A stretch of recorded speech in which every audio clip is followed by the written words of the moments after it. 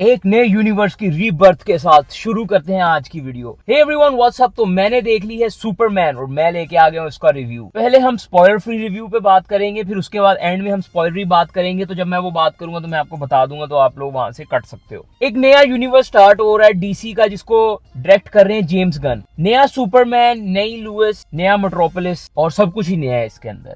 Film मुझे अच्छी लगी है। आईमैक्स में शूट की गई है, बट अनफॉर्चुनेटली मैं आईमैक्स की टिकट तक नहीं पहुंच पाया, क्योंकि बहुत सारी फिल्में आई हुई है। जुरासिक वर्ल्ड, फिर सरदार जी 3 टिल बहुत जबरदस्त तरीके से ग्रोथ लेके आ रही है थिएटर्स में, तो उनको ज्यादा शोज दिए जा रहे हैं। इस वजह से सुपरमैन को बहुत कम शोज मिले हैं। तो जो शो हाथ में है मैंने कहा देखो, और देखते ही सीधा मैं आ गया उसका रिव्यू करने। फिल्म भाई मुझे बहुत अच्छी लगी। जेम्स गन का जो एक डायरेक्टिंग स्टाइल है ना, वो आपको कहीं ना कहीं देखने को मिल जाता है। जिस तरह वो म्यूजिक के साथ फ्रेश एक्शन सीन्स को शूट करते हैं, उस तरह के सीन्स आपको देखने को मिल जाते हैं। 3D में मूवी काफी ही जबरदस्त आ रही थी। 3D पॉपअप हो रहा था जो होना चाहिए, मजा दिया उस चीज ने। म्यूजिक डायरेक्शन अच्छी थी। ये नहीं बोलूंगा कि एक अच्छा किक स्टार्टर था एक यूनिवर्स के लिए, बट एक अच्छा किक स्टार्टर था एक सोलो फ्रेंचाइज के लिए। यूनिवर्स की पहली फिल्म फील नहीं हो रही थी, ये एक इंडिविजुअल पहली फिल्म फील हो रही थी। और उसी तरीके से 2 पोस्ट क्रेडिट थे, उनके बारे में भी स्पॉइलर में बात करेंगे। कैमियोज एक से ज्यादा 3-4 कैमियोज थे। 3 कैमियोज ही थे, 4 मैंने अभी बोल दिया। 3 कैमियोज थे।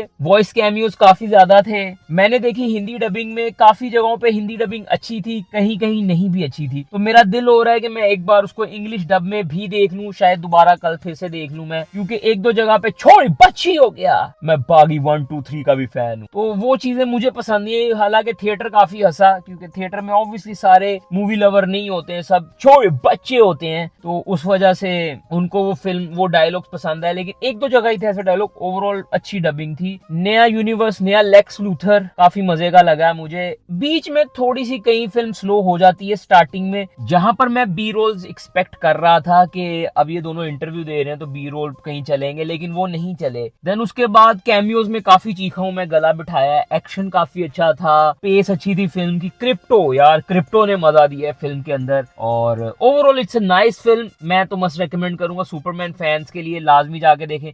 डेफिनेटली मेरे दिमाग में कहीं कहीं ये भी आ रहा था कि ये एक टाइम में हेनरी कैवल अगर प्ले कर रहे होते तो कैसी लगती है फिल्म, क्योंकि जब ब्लैक एडम आई थी हेनरी कैवल को वापस लाया गया था और उनसे दोबारा कॉन्ट्रैक्ट साइन किया गया था, जिसमें आगे और मैन ऑफ स्टील की फिल्में और फिर जस्टिस लीग और ये फिल्में आनी थी।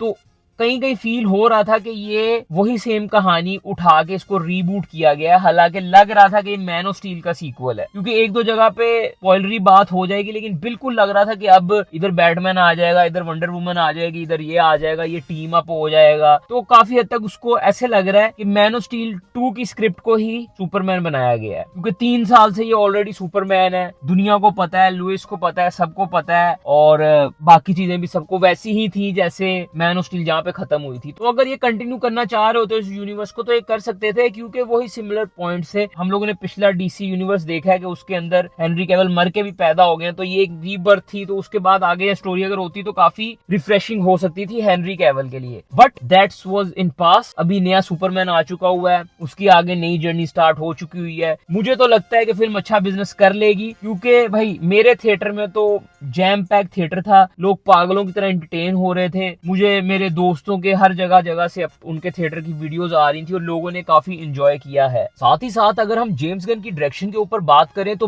वो बिल्कुल वैसी ही थी जैसी वो होती है। लाइक वो एंसेंबल टीम को, एंसेंबल कास्ट को लेकर आते हैं और उनसे एक जबरदस्ती चीज बना लेते हैं। लाइक कुछ ऐसे कैरेक्टर जो बाकी फिल्मों में साइड कैरेक्टर्स होते हैं और उनके कैरेक्टरिज्म हमें इतने शाइन नहीं कर रहे होते, लेकिन जेम्स गन उन कैरेक्टर्स को भी शाइन करवा देते हैं। जैसे लेक्स लूथर की टीम के जो छोटे छोटे रोल्स थे, उनको कुछ ना कुछ ऐसा काम देते हैं कि वो शाइन कर रहे होते हैं। इसी तरह प्रेस वालों की जो पूरी टीम थी वो भी शाइन हो रही थी। हर कैरेक्टर के कुछ ना कुछ एस्पेक्ट्स बुरे अच्छे हमें देखने को मिल रहे थे। जिमी ओल्सन हो गए या बाकी कैरेक्टर हो गए, सब शाइन कर रहे थे। फिर जेम्स गन का एक फोटे है कि वो ऐसे कैरेक्टर्स लेते हैं जिनकी भले ही डायलॉग ना हो, लाइक आई एम ग्रूट हो गया है या इसमें क्रिप्टो हो गया है, और उनको की मूवमेंट्स देते हैं जिस वजह से वो स्टैंड आउट करते हैं और वो चीजें देखने में मजा आता है। फिर एक चीज जो मुझे बड़ी अच्छी लगी कि पहली बार ऐसा हुआ है कि मूवीज में बताया गया है कि क्लार्क कैंट का जो चश्मा है वो हिप्नोटिक है। कॉमिक्स में ऐसा ही होता है कि चश्मा पहनते ही लोगों को लगता है कि वो कोई और पर्सनैलिटी है, क्योंकि वो हिप्नोटाइज हो जाते हैं उस चश्मे की वजह से।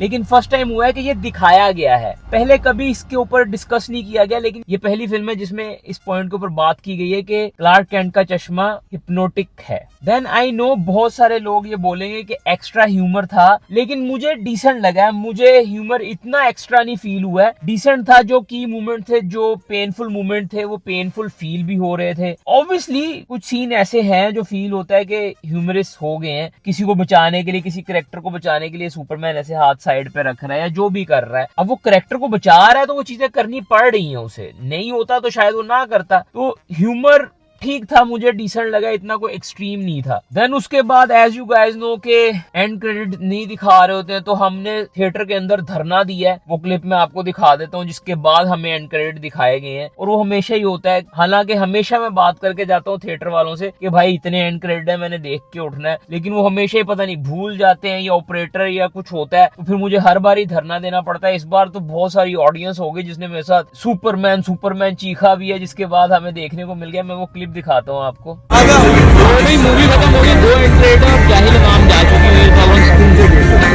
यार एक सीन और है, एक सीन और है, वो दिखाओ, लास्ट सीन दिखाओ, last scene, last scene, last scene, last scene, last scene, last scene, last scene, last scene.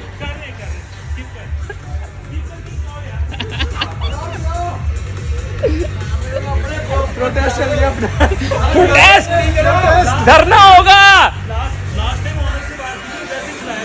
हाँ ना, मैं बात करके आया हूँ।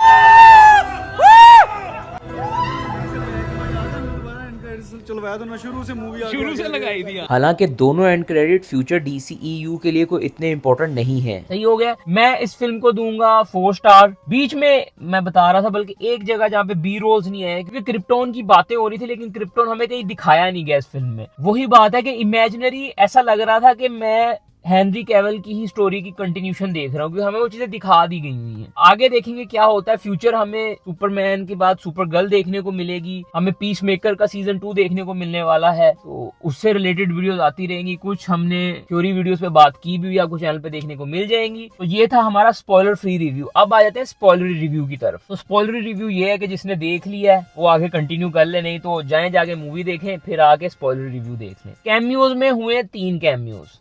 पहला कैमियो हुआ है ब्रैडली कूपर का एज जोरेल, दूसरा कैमियो हुआ है जॉन सीना का एज पीस मेकर, तीसरा कैमियो हुआ है सुपर गर्ल का। एंड में वो आती है अपने क्रिप्टो को लेने, और फिर हमें पता अज्यूम करते हैं हम कि क्रिप्टो को वही छोड़ के गई होगी इसके पास। एंड हमने इससे रिलेटेड न्यूज भी सुनी है कि जेम्स गन ने बोला है कि सुपरमैन अर्थ पे पला बड़ा है तो वो बहुत डिसेंट है, लेकिन सुपर गर्ल जो ना वो रेबल है, क्योंकि वो जिंदगी कहीं और गुजार के आई हुई है और वो अब इधर आई है। तो मुझे लगता है कि क्रिप्टो उसके साथ आया, इसलिए वो बोला था कि it's more of adoption situation थी या कोई और सिचुएशन थी, इस टाइप का कोई डायलॉग था, क्योंकि वो सुपर गर्ल उसके पास छोड़ गई और एंड में वो लेने आ जाती है। और काफी हद तक पता चलता है कि वो सीन बाद में शूट किया गया है, क्योंकि वो मिलती भी नहीं है आगे। मतलब बिल्कुल भी वो, यहाँ तो उनका कोई बॉन्ड नहीं है, लेकिन शी वॉज लुकिंग ग्रेट यार। उस एक्टर को हमने गेम ऑफ थ्रोन के spin off house of the dragon के सीजन 1-2 में 3 आना ना, 1-2 में देखा है, 2 में कम थी, 1 में ज्यादा थी। वो भाई she was looking sexy as hell. फिर उसके बाद मेन जो प्लॉट है ना वो ये है कि ब्लैक होल का दरवाजा कहीं से काइंड ऑफ खुल गया है जो फैल रहा है। अब अगर कई लोगों को पता हो तो कॉमिक्स में यहाँ पे मेट्रोपोलिस है, उनके बीच में एक लेक है या कोई वाटर बॉडी है और दूसरी तरफ गौथम है। तो वो जो सुराख था ना, क्योंकि मेट्रोपोलिस को तो एम्प्टी कर लिया था, इवैक्यूएट कर दिया था, तो वो खुलता खुलता ना समुंदर के वाटर बॉडी के दूसरी साइड पे जा रहा था।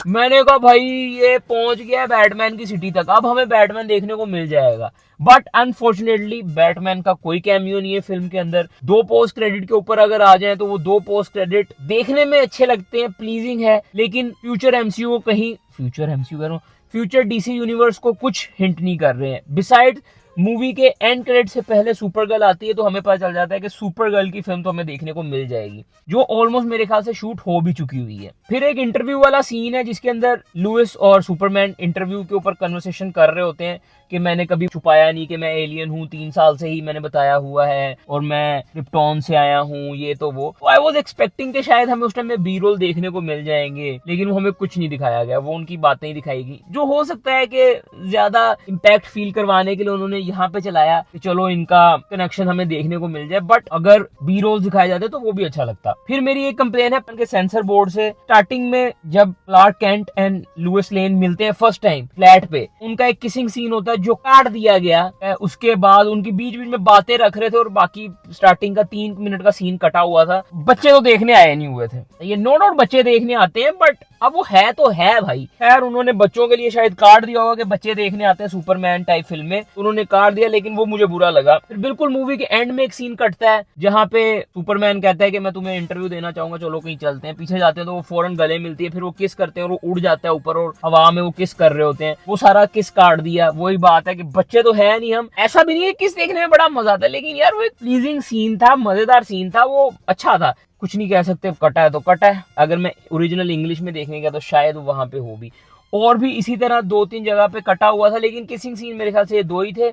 एक और सीन था जो हमें टीजर में भी देखने को मिला था, हम जो पहले पोस्टर में हमें देखने को मिला था कि सुपरमैन अपने कपड़े पहन रहा होता है और पीछे फाइट चल रही होती है। अब मूवी में हमें दिखाया गया कि सुपरमैन जाता ही नहीं है। वो काफी हिलेरियस सीन था कि पीछे सारे लड़ने लगे हुए हैं, ग्रीन लैंटर्न उसको मार रहा है, हॉक गर्ल उसको मार रही है, लेकिन सुपरमैन जा नहीं रहा। वहां पे भी एक कट लगता है क्योंकि मुझे लगता है कि वहां पे भी थोड़ा सा वो करीब आ जाते हैं हीरो हीरोइन, लेकिन वो सीन बड़ा हिलेरियस था कि वो दोनों पीछे सब लड़ रहे हैं, वो दोनों मस्त बात कर रहे हैं, ये तो छोटा सा है दुश्मन है, ये हैंडल कर ही लेंगे। अब सुपर गर्ल में हमें लोबो देखने को मिलने वाला है, जो हमें इस फिल्म में कहीं टीज भी नहीं किया गया, लेकिन सुपर गर्ल आ गई तो इसका मतलब हमें अगली फिल्म देखने को मिलेगी। अब आई विश कि हमें सुपर गर्ल में सुपरमैन देखने को मिल जाए, क्योंकि ये जो कैमियो था ना, ये डेफिनेटली बहुत देर बाद में शूट किया गया लग रहा था, क्योंकि सुपरमैन लैदा बैठा है, सुपर गर्ल आई लेके चली गई। ओवरऑल यार फिल्म मुझे बहुत अच्छी लगी है and I am excited to watch sequel of this universe, या इस यूनिवर्स की कंटिन्यूशन देखने के लिए मैं एक्साइटेड हूँ। अगर आपको मूवी पसंद आई है या आपने भी देखनी है तो do let me know in the comment section below. ये थी हमारी वीडियो, अगर आपको पसंद आई तो लाइक शेयर कमेंट लाजमी कर दें। मैं हूं Nabeel Saad and you are watching